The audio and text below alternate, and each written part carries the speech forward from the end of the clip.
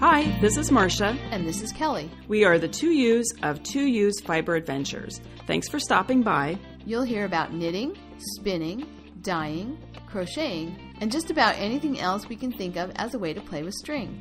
We blog and post show notes at 2usfiberadventures.com. And we invite you to join our 2U's Fiber Adventures group on Ravelry. I'm 100 Projects. And I am Better in Motion. We're both on Instagram and Ravelry, and we look forward to meeting you there. Enjoy the episode.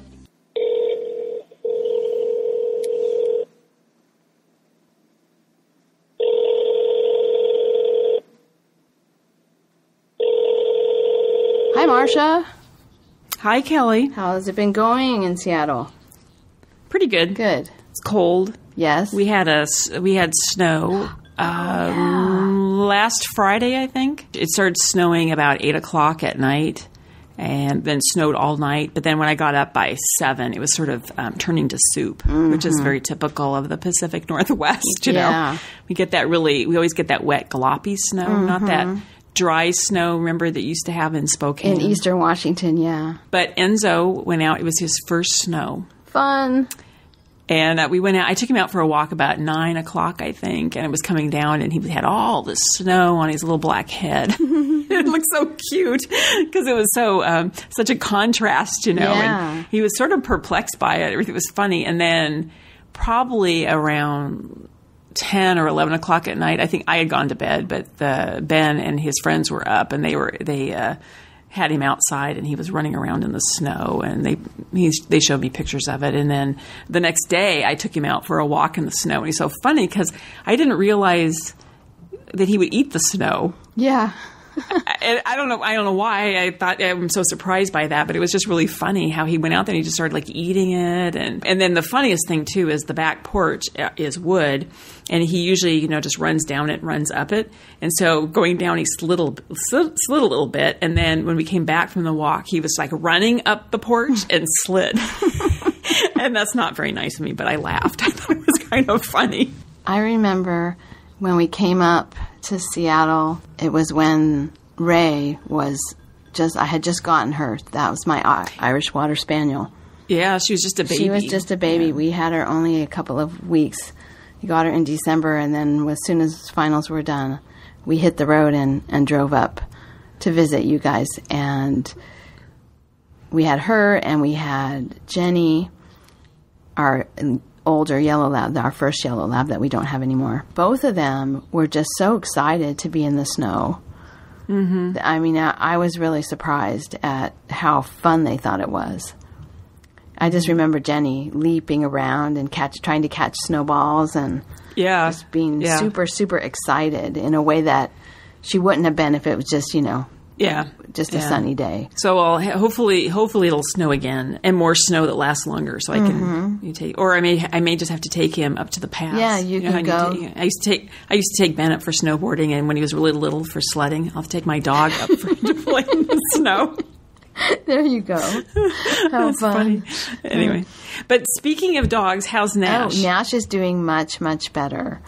So let me just explain. Because did we have him the last episode? Yes, you talked about getting him in the last episode. Okay, yeah. So Nash had a neutering appointment. He's 9 or 10 and had not been neutered. And so he had a neutering appointment, and we took him in to be neutered, and he had a couple of growths on his head, small little, kind of like warts, and one in his ear.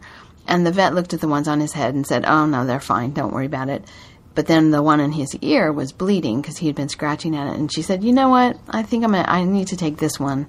This doesn't look so good. And while I'm at it, I might as well take the other two off too." So he had growths removed from his head and neutered. And he had some dental work done because he had basically deferred maintenance, right? So, teeth cleaning and some teeth pulled. And so he came home, and the first night was rough. He was super drugged. I don't think it was so much that he felt terrible. It was just that he was really drugged, and so he was not really all with it. And then the next day he was fine. Okay, recovered. We're good. And then a couple days after that, I took him to school. They had a study-a-thon, and I took him to be a de-stressing dog. They had a little de-stress area where they were making those stress balls out of balloons and rice, and they had invited people to bring their well-behaved dogs. And so I brought him and Rudy, and they had a great time. And then brought him home from that, and he was fine. The next day, he was fine. By the end of the next day, he started acting really just lethargic, and by the time Robert got home, he didn't even really want to go out to the backyard, and he's usually super excited to see Robert. He was breathing funny, and so Robert took him in, and turns out he was having internal bleeding. And on the way there, Robert said he kind of felt like an ambulance because he could hear him in the back seat of the truck just getting worse. You know, his breathing getting worse, and by the time he got to the vet, he had to carry him in. He couldn't even get him to get out of the truck. He had to carry him in. So anyway, he had internal bleeding, and it happened because one of the they put a little ligature around the cord to the testicle, and one of those had slipped off. And the vet said it's not a common thing to have happen, but it does happen more with older dogs being neutered than with younger dogs. And, you know, she said, you know, she'd only seen 2 cases of it. His was the second case in her 26 or so years as a vet, but she went on one of the vet forums, and, you know, where they post their cases and have records and stuff online, and she was looking through the different cases, and she said, there, you know, it does happen. It's not totally unheard of. So thankfully, we caught it. Yeah, and it's uncommon enough that I don't really need to worry about Enzo because he's going in for neutering January. I wouldn't think so. But you do need to watch him. With neutering, they recover so fast that I just kind of thought, okay, well, the first day, you know, you really have to watch. And then after that, there's a lot less, you know, there's a lot less worry if they seem fine. But this was like 3 days later. Yeah. So. Well, I'm so glad he's okay. Yeah. And it's a good thing that, you know, Robert, it's also good that you guys have the hours that you have. Yeah. Well, I'd say if you guys had normal work hours, or maybe you're getting home at 6 o'clock or something, he may not have made it. Right. Yeah. If nobody had been, you know, if he had just been home in the crate, nobody had been home, I would say, you know, watch him for a week. Okay. Pretty, you know, not like every second, but yeah, just watching. And if so, is he? But is Nash back to his old self though? He is. And running around and okay. He's not. We're not letting him run around too much. Okay. But he wants to run around. He's been pretty bored by not being able to, you know, go do anything. Plus, I've been in finals, so we haven't even gone out for any longer walks or anything like that. So he did have fun yesterday, though, because we had a cookie exchange at the house. Oh. So I had What fun. Yeah, I had a work cookie exchange. I had a day where I didn't have any finals to give, and I had no office hours or anything. And I thought, you know what, we had one of these before at work, and I thought it was really fun. And this one, I just have at my house because I live close enough. You know, I can just be there. It wasn't like a party, really. I mean, we had cider and eggnog and you know, people ate cookies while they were here, but it was just kind of drop off in the morning and then come back at between 11:30 and 3:30 and pick up however many cookies you dropped off. So people could participate with as few or as many cookies as they wanted to bring, and it was fun. It was kind of an all-day slow trickle of people coming back to pick up their cookies. So Nash got lots of extra attention. And I had to tell the story of why he has staples in his head. And then he got even more attention over because and over, he had staples in his Yes. Oh, poor puppy. Oh. He looks sort of like Frankenstein. So do you have to go back and have those staples taken out? Or? Okay. The staples get taken out next week, and his stitches from his abdominal surgery get taken out next week, and the staples from the neuter get taken out next week. We will get to knitting at some point, but no, it's just interesting about the staples and stuff is my mother had to have a new pacemaker put in, and she has a small incision to where they did the as you said, she needed she had to have some mechanical work done. Right. The new battery put in. But anyway, she had this new pacemaker in. Anyway, but the little incision, they don't use stitches. It's almost like super glue they put on there. Oh, yeah. And so no stitches or staples or anything. It's kind of interesting. And so then it just slowly wears off. That's nice that you don't have to go back and have stuff removed. Yeah. So I did have to take her back because they wanted to check the incision and everything was, but otherwise you don't have to go back for the stitches. Anyway, okay. Knitting. Oh, wait a minute. Before we start with knitting, what are you drinking? Oh, I have a glass of wine.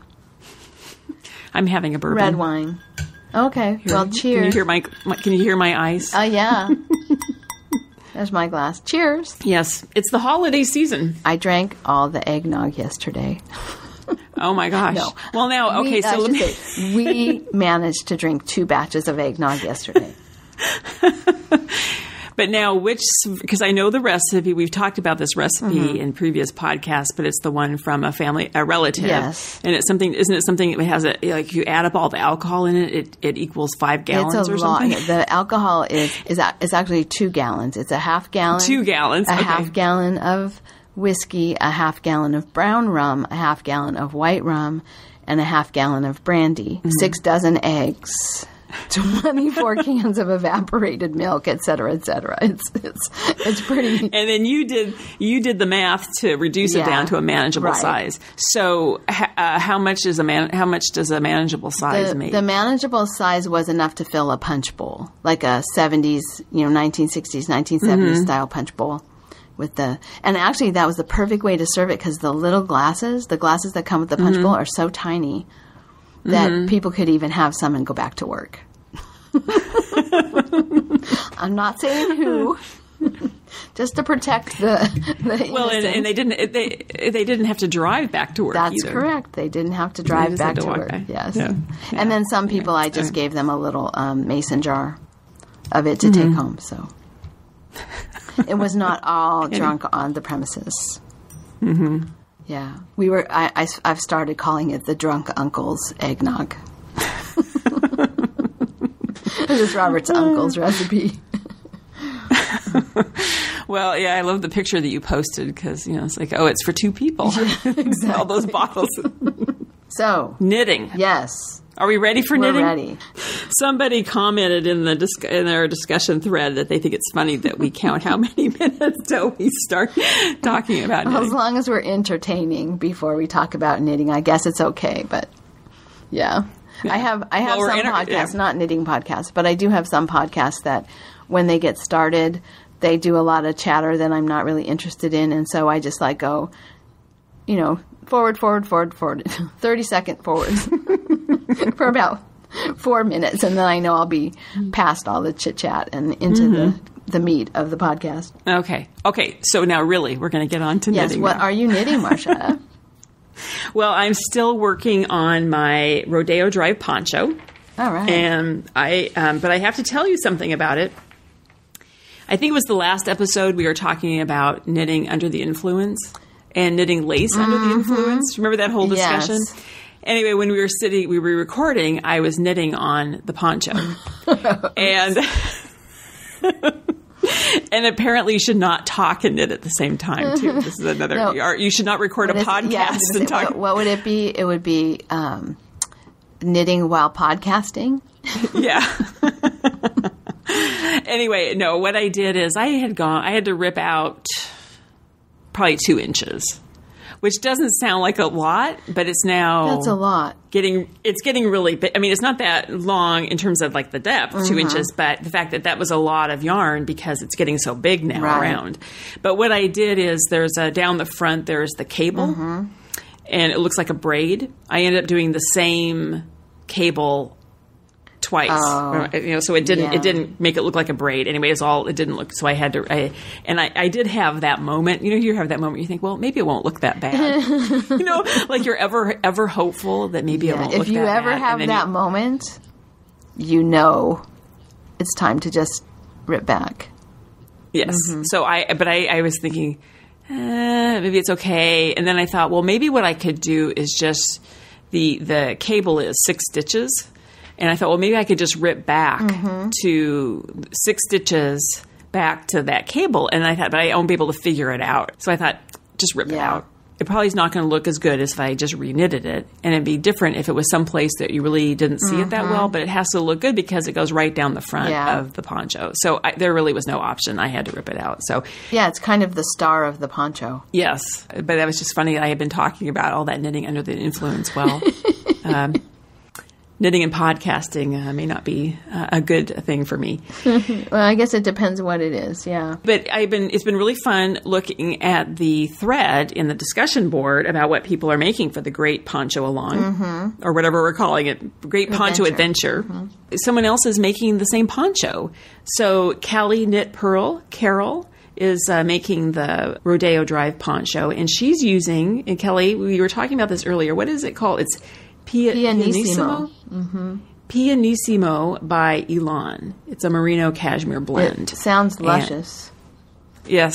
So that's kind of fun. It's going to be fun to see how hers turns out, too. So, and I haven't noticed if anybody else is making it. Maybe they are, and I just haven't noticed. It's been really fun to see what people are making. Do you have any favorites? Well, I'm just excited to get started on mine, but I haven't yet. I liked the one that had all the... It's not one somebody is making, though. It's one that someone posted. Someone's daughter-in-law, or where is it? No. Yes, I know that one. Holiday, Terry. She just posted a picture with a poncho that has all these Fair Isle motifs. It's gorgeous. Yeah. It's really gorgeous. It kind of made me think about, okay, that would be kind of fun.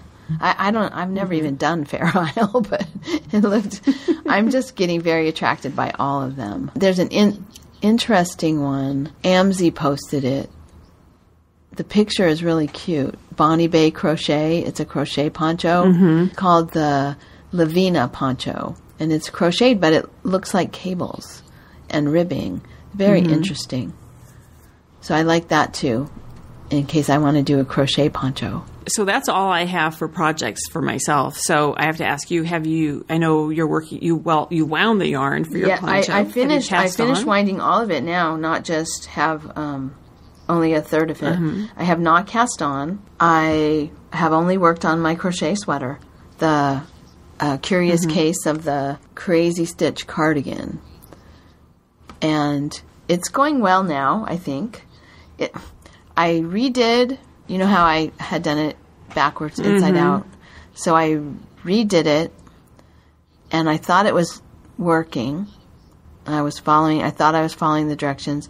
I thought it was working. It looked good, and then it wasn't until I got 4 or 5 inches that it started having a problem. So I ripped it back, and I did it again. And this time I started from the other side instead of starting where it said to start, because I think it might just be that my yarn has a nap. It's so, the bamboo is so shiny. I'm not really sure what the problem is. And I got far enough along that I think now it looks like it's on the right side. So I'm not positive what the problem with it is. And I really can't figure out because the rows go back and forth. So it should look the same on both sides. You'll have a row that's technically the wrong side and a row that's technically the right side. And so it should look the same. I still cannot wrap my mind around why it doesn't look the same on both sides. I finally just came to the conclusion that maybe it's just that it has a nap. The yarn has something about it that when it's in one direction it looks one way and the shine in the other direction is different. I can't find anybody on any of her threads that have talked about this. So when I did it as per pattern, it still came out looking like it was inside out. So then I went back, and instead of starting at the end, like at the hem end, which is where you're supposed to start your new row, I started my new row from the neck edge. So I was, off one row from what the... So what I was going to ask you, to test your theory that it's the nap, could you just take some scrap yarn and do a sample? I suppose. And see...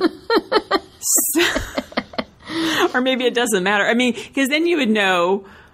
Well, of course, I can't really wrap my head around it either, as you say, because I can't see it. So it's hard, that you would know, are you actually doing it wrong, or is it just the yarn? Yeah, I don't know. Yeah.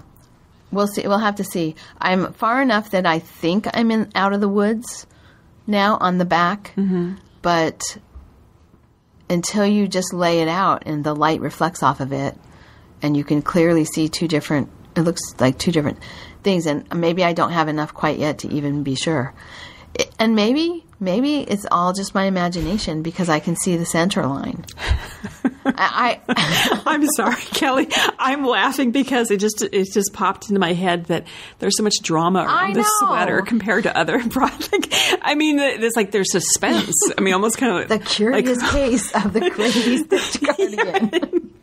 It's appropriately named. It is. There's a lot of mystery around this. I really am liking it, and it was frustrating that it was turning out to look inside out on one side. But we'll see. I think I'm out of the woods. Not positive, but I think I'm out of the woods. So that has been very little, but I've done that. I did that last week. This week I've done nothing but spinning. I just haven't had really a lot of time. But in the evening, once we got the tree up, I sat and spun with the tree lights on. And so I finished 3 bobbins. I had some on each bobbin. I filled up the remainder of 3 bobbins of the CVM, that sort of cafe au lait color.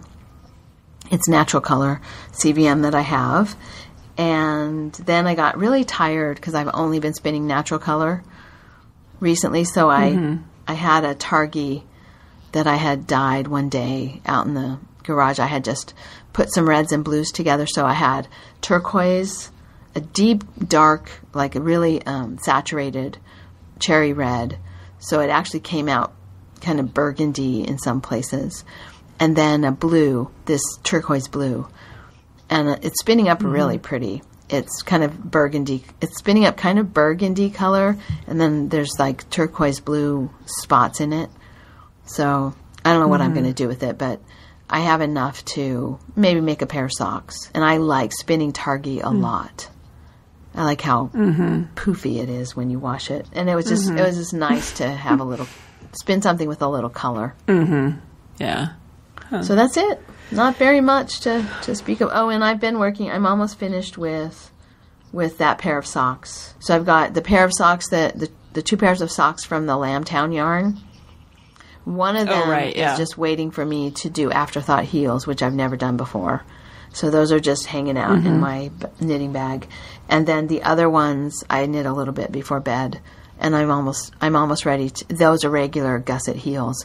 And so when I'm done and I Kitchener the toes, I'll be done. I think I have maybe 8 rows left before I start the toes. So that's good. I like to look at my Ravelry project page, but recently it's been so demoralizing to look at the same project sitting there. At a certain point, I'm just going to have to as soon as school is over, I'm just going to power through those projects and get the octopus sewn up and stuffed, and get the button band on my sweater, my funky grandpa sweater, get those socks finished, get their afterthought heel in. Yeah, you have a lot of projects that are so close. Yeah, but they require... They just need some attention and some time and a block of time. So I think I'm going to give myself for Christmas 2 days of finishing, just power through and get those things finished. So I'm looking forward to that. Well, I know how you feel because I don't remember now. Do I have 6 projects in the works now? I think more than 5. I remember we were talking. Yeah. Well, and I forgot to mention too the shawl that I'm making with the Knockers yarn. I kind of put that down because I started working on that poncho. So I've sort of started out this is what I do. I sort of well, maybe I'm not alone. Everybody, you start out hot and heavy. I'm going to get this done. And then new project. Woo, yeah, we're going to. And then suddenly, another new project. And then okay, what was I doing with that other project? Well, speaking of the knocker shawl, yes, mine is probably fewer than 5 rows to go. Oh. But the last time you had a problem that you had to figure, but is that something else that you... Yeah, I still have it. No, I still have a problem. That's something that's your Christmas gift to yourself, is the 2 days to figure out that. So yeah, I have to put the button band on my cardigan. I have to fix the problem on my knocker shawl so I can finish the last 5 or so rows. I have to stuff and sew the octopus. I have to do afterthought heels. Well, and I kept, and then I can just focus on that crochet cardigan, and the socks will be finished. The red socks will be finished, and I don't even have a project page yet for my poncho. Well, and when we were talking, I thought, because I didn't even mention the shawl that I'm working on, and all of a sudden I thought, God, I can't even remember the name of that shawl. What was the name of that pattern? And it's not been that long since and it's Good Vibes. So, but you still have the Havasu. You still have the Havasu, still have the too, right? Thanks for reminding me, Kelly. And what about those Pismo beach socks? Okay, I have my iPad here in front of me, and let's just look and see when I started those Pismo beach socks. I know it was right after the yarn crawl that we did when we first started the podcast, Marsha, 57 episodes ago. Okay, I can tell you, I started them January 7th, 2015. Okay, so you didn't start them right after the yarn crawl. I misspoke. That gives you an extra But we're coming up on 2 years. Yeah. And the one, I just have to do the Kitchener stitch on the toe. And then cast on for the second one. Mm-hmm. Yeah. Anyway. Well, I have to tell you, that's a well-traveled pair of, one sock. It's well-traveled. I think in 2 years I've taken it, how many times to your house? And I took it. Did I take it through the Panama Canal? No, the Panama Canal was before I did the yarn crawl, I think. I don't know. It's been a lot of places. Yeah, it's been a lot of places. And no progress is made on it. But anyway. Oh, well. But anyway. So is that it with projects? Yeah, sadly, yes. Well, I have a Fiber in the Wild adventure. Oh, which cool. is another place that my socks went. My socks... Oh. My socks traveled with me to Walla Walla, Washington, and Pendleton, Oregon. It's approximately 5 hours, a little less than 5 hours to Walla Walla from Seattle, and my brother drove. So I sat, 5 hours over and 5 hours back knitting. So I got a lot done on the poncho in the car. But anyway, the reason we went to Walla Walla is we have friends that have moved there. We went over to visit and do a little bit of help around the place where they've moved. But I also thought, well, since I'm there, I wanted to make a trip down to Pendleton, Oregon, where one of the Pendleton Woolen Mills is located. So what we ended up doing is we left Saturday, and the first day we went straight to Pendleton to take the tour. So we got there. They don't offer tours on Saturday. Oh. So what we looked around. My brother bought a blanket, and I did buy a coat. I splurged, and I bought a coat. And I have to say, before I talk about the mill, because what I ended up doing is I went back down on Monday on my own, so I could take the tour. But the coat I bought, I think it's darling. And Kelly, I think it's going to fit into advanced West Coast style. Oh, good. So... It's a buffalo plaid, a red and black buffalo plaid. Oh, yeah. But the plaid, the squares are 5 inches or 6 inches big. Nice. And I think it's so cute, and it's wool, and it's very soft. It has has raglan sleeves, so it's really a nice fit, and has these big snaps that snap the front closed, and it's really cute. So I look like a logger. I look like an urban logger, urban sophisticated yuppie logger. All right. Perfect. But I laugh because it's not the kind of coat that you want to rob a bank and then make a quick getaway and get lost in the crowd. Correct. Or because it's this huge bright red and black buffalo plaid. Anyway, but it's that cute. Sounds cute. You'll have to take a picture so we can put it in in the show I'll have notes. to take a picture. And then my brother bought a blanket. And this is what Pendleton is known for. They're known for two things: their blankets and their wool shirts. Mm-hmm. And but anyway, I went back down. I took the tour and I took pictures, and I'll post the pictures in the show notes. And it was, if anybody ever has a chance to go and take the tour, it is kind of fun. Yeah, I think it's great. And you did it. Well, and I was down there years ago. Okay, actually, I need to completely back up, and just say also Walla Walla, because there's significance. If people have listened to the podcast, they know that there's significance to Walla Walla for both of us, right? Mm-hmm. Because that's where we went to college. So I spent Sunday. We arrived Saturday, and then Sunday I walked all around the campus, and I took pictures of all the places that we hung out. Oh, yeah. It was so fun seeing pictures as you were posting them. Yes, yeah. I texted the pictures to you. I will also I'll post some of the pictures from the campus. It did not look, well, I think it looks beautiful because I have such fond memories of our time there, but it's dead of winter, and it snowed. The morning we were going to leave to come home, it snowed.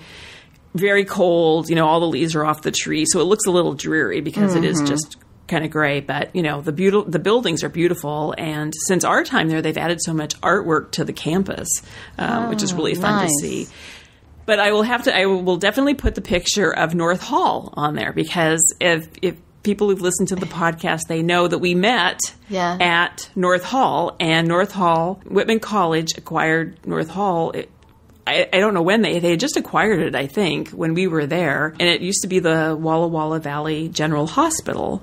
And so we were actually just living in this hospital, right? Yes, and I had the maternity ward, or the maternity surgery suite or something. Yes, something. And you had those lights that were 5,000 watts or something. I had good lighting in that room. And I had a separate room. I had no bathroom. The bathroom was, down the hall. But I had a separate room, the area where my bed was, and then I had a separate room that had sinks lined it was like the scrub room, and it had a sink lined all the way across the whole side of of this little narrow room. Yeah.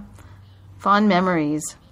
Yeah. So anyway, I took a picture of the building, and because the first day, I've always talked about this, the first day I met you, you were sitting in the entrance of North Hall, and I was either going in or out or something, and we started talking. And so anyway, so I have a picture of North Hall, and the only thing I forgot to take a picture of, but we always would go and hang out at Merchant's Cafe and drink coffee. Mm-hmm. The building is still there. It's still a restaurant, but it's no longer Merchant's. It's now called Olive. I should also say about Walla Walla, it's changed significantly in the few years since we were last there. It's because when we were there was one winery, and now I don't even know how many there are. There's 100 wineries in the area. And so Main Street, where Merchant's Cafe used to be located, where we'd hang out and drink coffee, that now has become restaurants and tasting rooms. Okay. That's about it. And women's dress shops, high-end women's dress shops, which none of that existed. No, not at all. There's a Starbucks there now. That's been there for a long time. But, the Red Apple where we used to hang out and that's gone. The Pastime, the Italian place, is the business is closed. The building is still there. And I was reading online about restaurants, and apparently a chef from Seattle has reopened it. Oh. And it's still called the Pastime, but it's in Italian. Something Tiempo, something I can't remember. So it's reopened, and we did not try going there. But it's very nice. Oh, I know. And then we did not go there, but you remember Tommy's Dutch Lunch? Yes. That's still open. Oh, it's still there. Okay. Yes, it's still there. So I think, Kelly, we have to go. I haven't been up there since 2004. That was the time that I went through the Pendleton Woolen Mill. And we weren't there for very long. We stayed overnight, and then we had to leave the next day to go. So we rode around the campus, but that was about all we did. It was also in the dead of winter, and everything was closed because it was actually Christmas break. The break time. So we just kind of saw things and then went on. But I'd like to go back and be there for a time period where I could actually, have coffee at the old Merchants. And I have to say, because if our listeners are not our age, having coffee at Merchants has a lot more meaning to us, because at that time, merchants. Well, I had spent 2 months in Europe drinking like fresh ground coffee, espresso, and this was during the 1980s, which was the time of percolators. Right, my mom made coffee in a percolator. That's the kind of coffee people My made. mom always made coffee in the bright red Norwegian percolator that they brought from Norway, and then she upgraded to a Corning percolator, and then to be really fancy, and this was like, oh my gosh, they got a drip coffee maker. Yes. My brother bought her for Christmas a drip coffee maker. Oh my gosh, My aunt, big news. yes, my Aunt Betty, who lives with us, she had a sort of hippie friend, a hippie vegetarian friend, and who got her one of those glass drip coffee makers. It's like it's like the Pyrex kind of glass, and then it comes up and it goes in a V shape. And then I can't Cruval or I don't remember, but it was the most exotic thing anybody had ever seen when she got it. So here I come back from Europe to here where we have percolator coffee. And I go away and I'm a suburban. I grew up in the suburbs. Maybe in an urban area like Seattle, at that time you even had some coffee shops with espresso and that type of thing, but nowhere in my neighborhood or within, the miles that I would go would I have seen ever such a thing. And then I went away to college, and here was Merchants that had, drip coffee and espresso and cafe au lait and all of the things that now people really take for granted. But back in those days, this was in 1980. Back in those days, that was exotic. Oh yeah, coffee beans. I bought myself a grinder, and I was like the talk of, sort of the laughingstock talk of my family. That, oh my God, there's Kelly with her grinder. Well, and I think I do remember, now not in North Hall, but I do remember when we moved to Lyman and you lived across the hall, you had a coffee maker, and I was always going over there and drinking coffee in your. But yeah, we hung out at Merchants all the time drinking coffee, and for me it was So 1980, I'm trying to think, was there Starbucks? I don't even know when Starbucks started, but they were not like they are now. No. I think there was just the one down in the market. We will get to the mill. But I also, as I was walking around, I was walking around and thinking about our time at Whitman. And this is the thing that you don't tell your children. But if I look back now, the most important part and the special stuff about college was not classes and what I learned in class. Right. It was hanging out at Merchants, hanging out, riding bikes around town, hanging out at the Red Apple, having fries, going to movies, basically just hanging out. That's really what I remember, and I sort of cherish, not what I learned in class, which I know is not what you're supposed to tell your children. True. Anyway. So, Kelly, I'm now finally going to get to the mill. Okay. So, after our little waltz down memory lane, that was fun, though.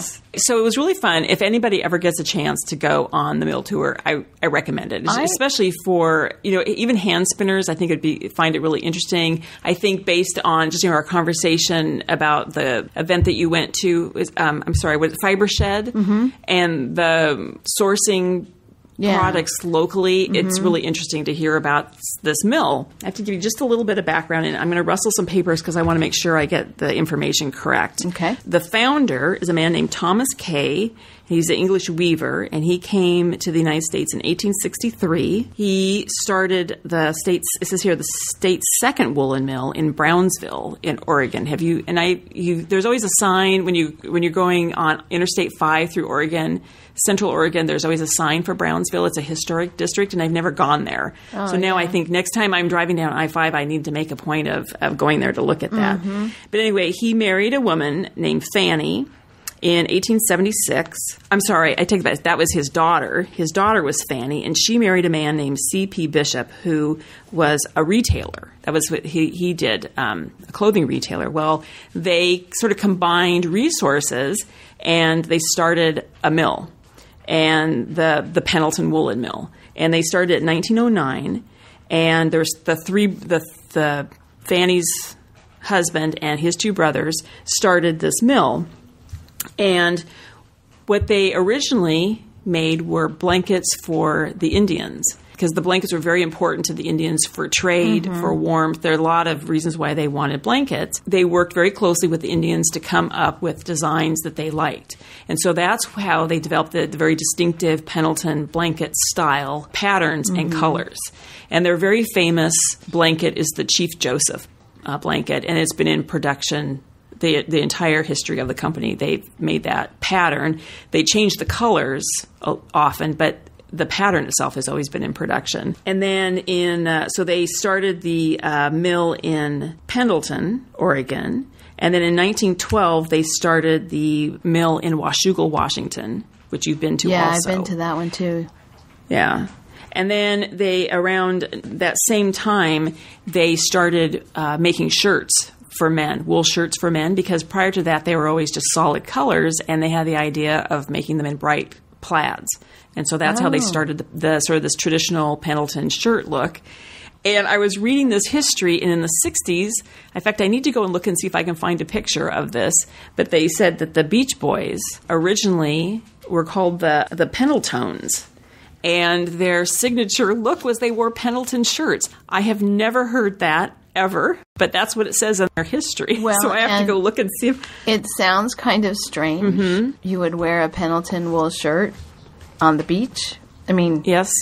But I remember... Of course, I was too young to remember in the 60s because I was born in 62, but I remember in the 70s, a Pendleton shirt was a big deal. If you had a Pendleton shirt, that was a really big deal. And there were, the sort of knockoffs. It was a popular thing to have in the 70s. So it makes sense. From that standpoint, it makes sense. And they last forever. I mean, they last. I mean, as long as you maintain them and they don't get moth damage or something, they last forever. It's super durable. So let me add another little part to this story about Pendleton shirts, because in my neighborhood when I was growing up, there was a woman who was really fascinating. And if I could go back and look at her with adult eyes now, I think I would say she was like the epitome of advanced West Coast style. And she worked in San Francisco, which was extremely exotic. She was divorced, which was extremely exotic. Single mom of a teenage son. And she, wore professional clothing. She worked in a bank in the city. And, I mean, that was just, like, super, super exotic. She had 2 Siamese cats. And, I mean, she was just like this exotic person in the neighborhood, Fern. And we would go over and, she'd pay us $0.25 to pull weeds or something. I mean, she was friends with our family. She'd come down and have coffee with my mother from the Percolator. and she gave me a Pendleton shirt that she had when she was younger and smaller. And so I have a Pendleton shirt that was hers. And she was older. She wasn't my mom's age. She was older than my mom's age. So she would probably be maybe around your mom's age. I think now, if she were still alive. Anyway, she had a Pendleton shirt, and I now have it, and I wear it occasionally, and it has the most cool mended part where it's been sort of darned. But like rewoven. Rewoven, yeah, with thread. And the threads match the plaid. And it's just the coolest thing. And it doesn't have any buttons anymore, which is dumb because I have so many buttons I could easily replace. Oh my gosh, that's so funny. But I love that. It's one of my prized possessions. I don't wear it often. You're gonna have to post a picture of that then. Yeah, I will. Okay, yeah. I will. So Pendletons, I can attest, Pendletons last a long time. Yeah. Cool. They do. Yeah. So, and the other thing I was going to say too is that they still work with the native population with the designs. So, even today, because I was asking, interesting. And now the woman who gave me the tour, she didn't. I think I was also asking questions outside of what they were normally asked. Because of what I'm interested in. So she was struggling a bit trying to answer. So one of the things I wanted to know was what kind of wool they're using. And all of their wool is merino and rambouillet. And all comes from Washington, Oregon, Australia, and New Zealand. And then it's all sent in 500-pound bales to a place in Texas where it's scoured. And then after that, it's sent to the plant in Washougal, Washington, where it's dyed. And then all of that dyed fleece is now then sent to Pendleton, Oregon. And that's 200 miles away, 150 miles away? Across the state. But they're completely opposite, two different states that border each other and then completely opposite sides of the state. Northeastern corner of Oregon and then the southwestern corner of Washington. Right. Yeah. Right? Yeah. Anyway, so then from Washougal, it goes to Pendleton, where the fleece is the dyed fleece or fiber is then carded and made into roving, spun into yarn, wound onto bobbins, and then those single bobbins then are wound onto larger cones of yarn that weigh about 7 pounds, Kelly. So there's a lot of yarn on there. 7-pound cone, that would be so delicious. So I will post pictures of the cones because I went in there and I thought, oh my gosh, if Kelly could see these cones, she would be beside herself with, ecstasy, just seeing these cones of yarn. Yeah. I have 2 cones that I bought. I bought red and green cones of wool at the Pendleton Mill. I think it was the mill in Pendleton that I bought the coned yarn from. I've used it a little bit, but I haven't used very much of it. And the thing about the cone yarn too, and you'll see in the pictures, and I say it was funny because I was trying to take pictures, but I have my purse, I have my notepad and my camera trying to juggle all of this. But anyway, I did take some pictures, but what I think is interesting is the colors, because they have hot pink, fuchsia, lime, burnt orange, rust, and bright red, and turquoise, all these really bright colors. And they have, softer colors, grays and browns. But these Pendleton blankets, what I think is so amazing about them is their color use and their choice of colors, how they put them together is just fascinating to me, how they do all of this.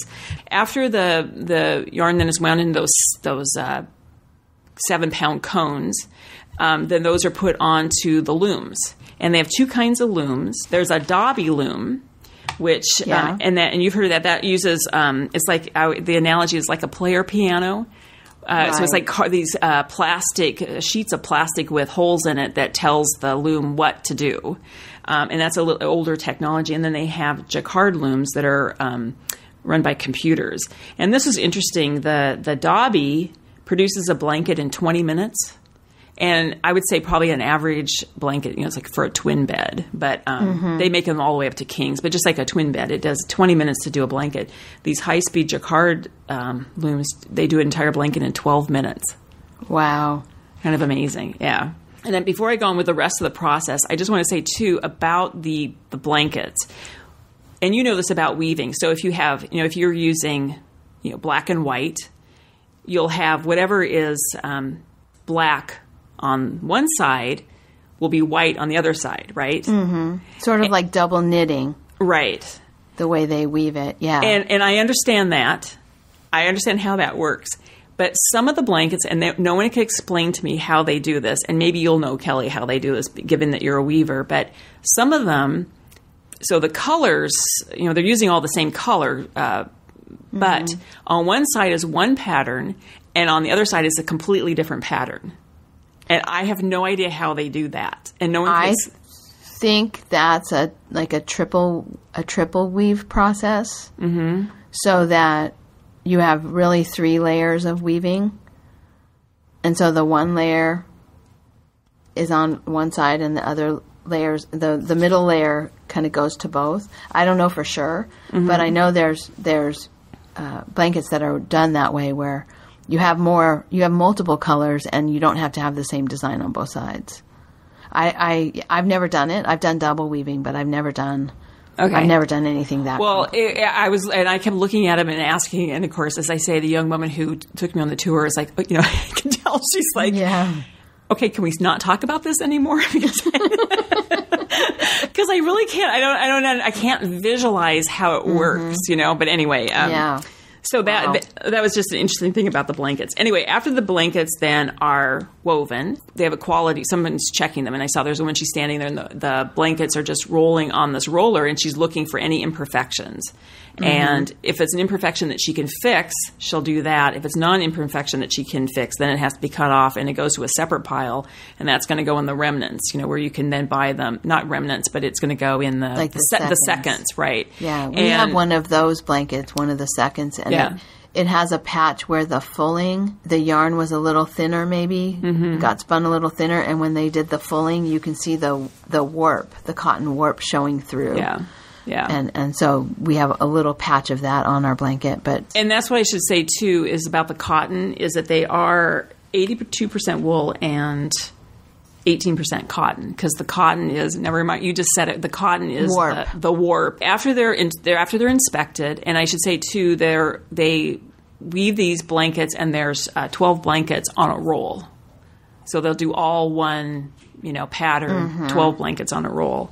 And then they're inspected, then they're sent back to Washougal, where they're fulled. And Kelly, I didn't write it down, but what is the term when you can make something kind of fluffy? That's fulling. That's fulling. And then what's the process where they make them more smooth, kind of? Because they have two kinds of blankets. One that's kind of has the fold. That I don't know. It's kind of I want to say they put it through like rollers. Like it could be. It's almost like it's press. Felted or something a little bit. Yeah, but it's done with pressure. It's like a hot pressing. Well, it just says here in the paperwork they have is just pressed and steamed. So I think that you're right. They just are pressing it because they do, as I say, they have the two, the kind of the fluffy one and then that harder one that almost feels like I say hard, but it's smooth. More like men's suiting kind of is smooth. Yeah. Mm-hmm. And then after that, then they're sent to the distribution center in Portland, where they're sent out, around the world, sent everywhere. Mm-hmm. And that's where you went when you were in Portland, right? Yeah. So that's the blanket part, but then they make other things too. So they make the shirts, the wool shirts. Those, all the wool is woven at this factory in Pendleton, but it's all offshore, made into clothing. So it's all sent to Mexico to be made into clothing, which... because there's really not very many places in the United States that can do that. And then all of the non-wool items that they have. So they have, imprinted Pendleton T-shirts. If it's cotton. I bought a silk jacket at the store in Washougal, the outlet store in Washougal, that's by the mill. So they have other fashion clothing. I thought the whole thing was really interesting. And then the other thing is that, nothing really goes to waste either, because they're selling all of the blankets that have a imperfection in them, which none of them affect the quality. It's just aesthetically, it's an imperfection. Yeah, you can see, like in ours, you can see that cotton weft. Right. And normally you can't see the cotton weft through the fold wool. But all of those are then sold at a reduced price, so you get a completely serviceable blanket. It's, but then they also, when they cut the selvage edges off, and now you know what I'm talking about. Yes, these are so cool. They cut all those miles and miles and miles of blanket. When they cut the selvage edge off, they save all of that and they bundle them up in bags and they sell them, and then people make rugs out of them, or you can make anything you want, but mostly they're using it for weaving rugs. Yeah. Mm-hmm. And let me just say this for weavers: the edges are the tricky part, making your edges square and straight. And so the Pendleton blankets, they don't worry about, on their weaving process, they don't worry about making those selvage edges straight and square. They weave it, and as they're weaving it and as they're rolling it, there's a cutter that cuts off that selvage. So you've got the two selvage edges, and then you've got the woven part. So then when they do the fulling, they don't have to worry about the edges being straight. Because in the weaving process, it's difficult to get your edges straight. And then the fulling process stabilizes the edges even more. But those selvage edges are fun to weave with. And then... it's unfortunate that a person can only use so many rugs. Because I've made several, and, one of them is out in the garage, and I stand on it when I use the drum carter, and the dog has used it as a blanket, and I have another one that I made a while ago, but I just recently washed, and it's kind of sitting on a bench as a seat cushion. I don't need a throw rug. That's the problem.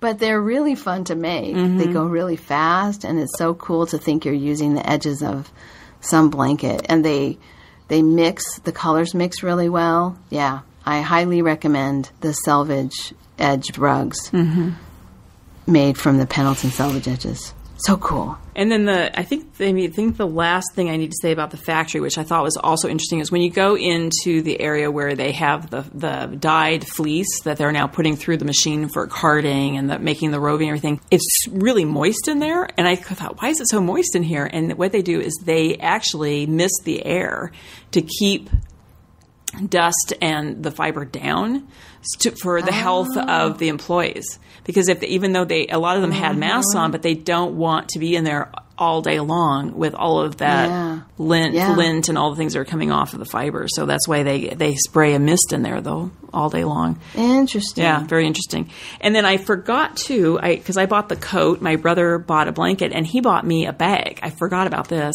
So it's a big tote bag, because I need another tote bag for knitting.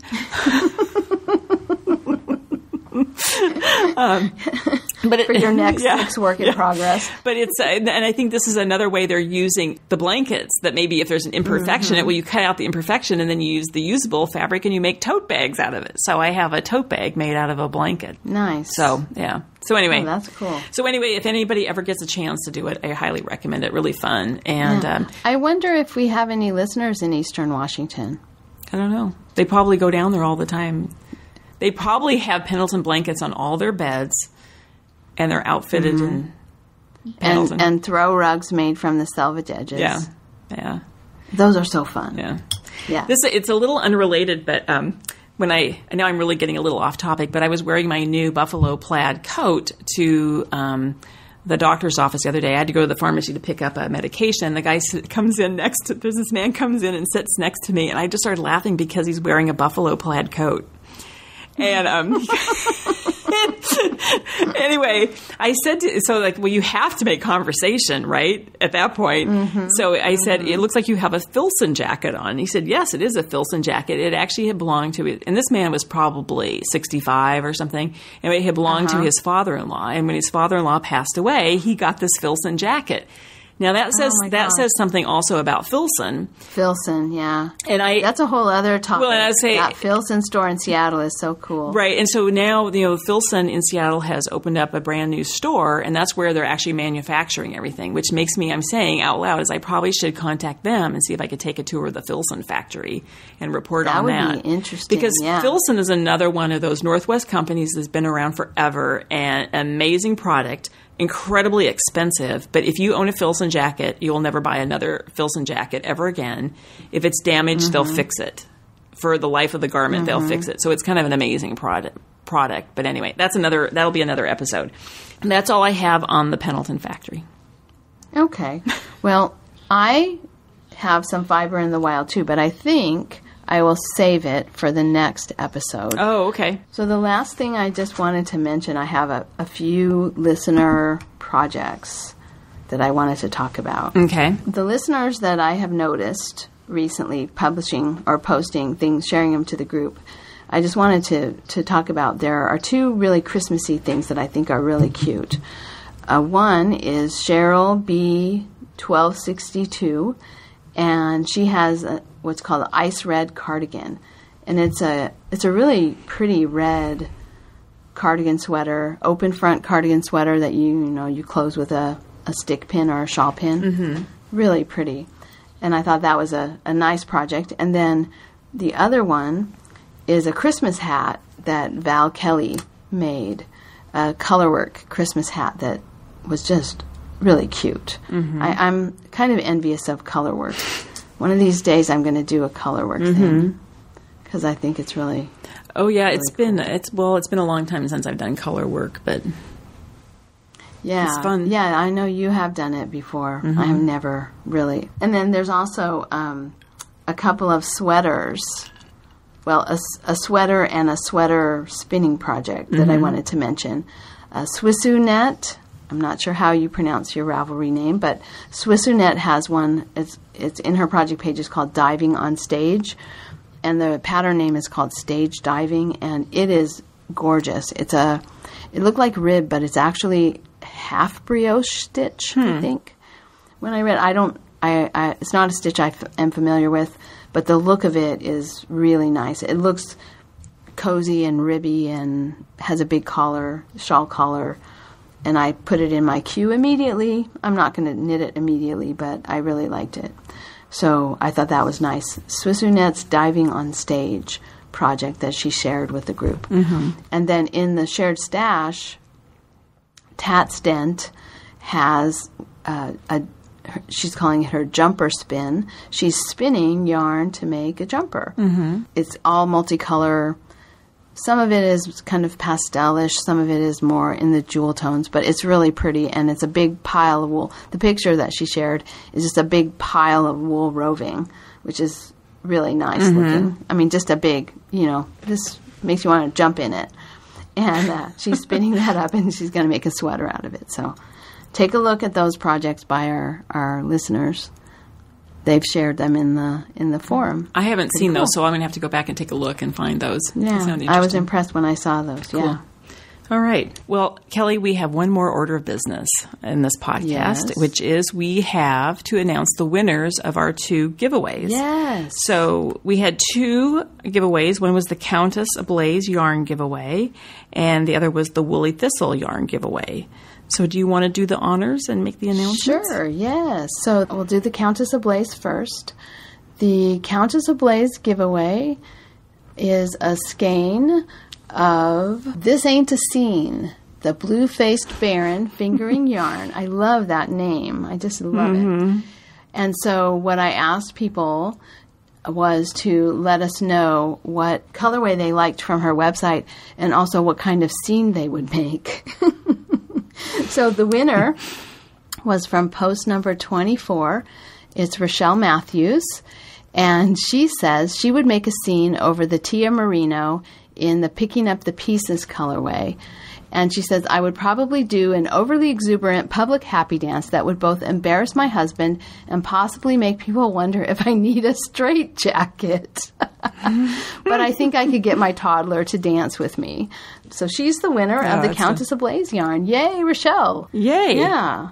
So that's very cool. And I don't know if she's a new listener, but I don't recognize her from the discussion threads and things. So welcome to the group, Rochelle. If you message me, Kelly, 100 Projects, I'll be the one sending out the prizes. Oh, and by the way, the Countess at Countess Ablaze, she also included a little tote bag that says Countess Ablaze, so that will be going along. Oh, cool. As well. Yeah, she donated that to go along with the yarn, which I think is really great. So really appreciate that. And then the Woolly Thistle yarn was donated by Claire from the Woolly Thistle, and it's blacker yarn. It's Blacker Swan, which is Falkland Islands wool, Blacker West Country tweed, and Blacker Classic British wool. And the winner for that one was post number 2, and that's Cindy Q from Washington. Yay. Yeah, so Cindy said she wanted the West Yorkshire Spinners. It's another one of the yarns that Claire carries in her Woolly Thistle shop. She would like to knit with the West Yorkshire... Okay, I'm not even going to try it again. 4-ply cocktail collection in passion fruit. And she wants to make jacaranda. And I had asked what yarn people would like from the shop and what they would plan to do with it. And so that's hers. She said, I've been lusting after that for a while now. So she'll be getting the blacker yarn, the 3 skein blacker yarn collection that Claire has donated in. So I'm really happy to have her PM me, and I will send that out to her as well. Great. Congratulations to everybody. Yeah, it was fun. Really fun contest. We had a lot of activities. People seem to really love this one. Yeah, it was fun. People were really interested in both of these yarns. And I haven't started knitting with my Countess Ablaze, but I have been so tempted. Cast on. Yeah, so... Well, you cannot cast on, Kelly, until you finish that octopus and the band and the... I know. Okay. I'm no fun. I'm sorry. If I cast on anything before I finish those other things, it's going to be my poncho. Yeah. But I want to get those other Well, things you have done. to, because we have to have it done by, Stitches. remind everybody, Stitches, Yeah. which is what? February 23rd. 3rd. Yeah. That's our deadline for the poncho adventure. All right. Well, I think that's everything. Okay. Alrighty. Take care. We'll talk soon. You too. Okay. Bye-bye. All right. Bye-bye. Thank you so much for listening. To subscribe to the podcast, visit 2usfiberadventures.com. We have links for iTunes, Google Play Music, YouTube, and others. Join us on our adventures on Ravelry and Instagram. I am Better in Motion, and Kelly is 100 Projects. Until next time, we're the 2Us Doing our part for World Fleece.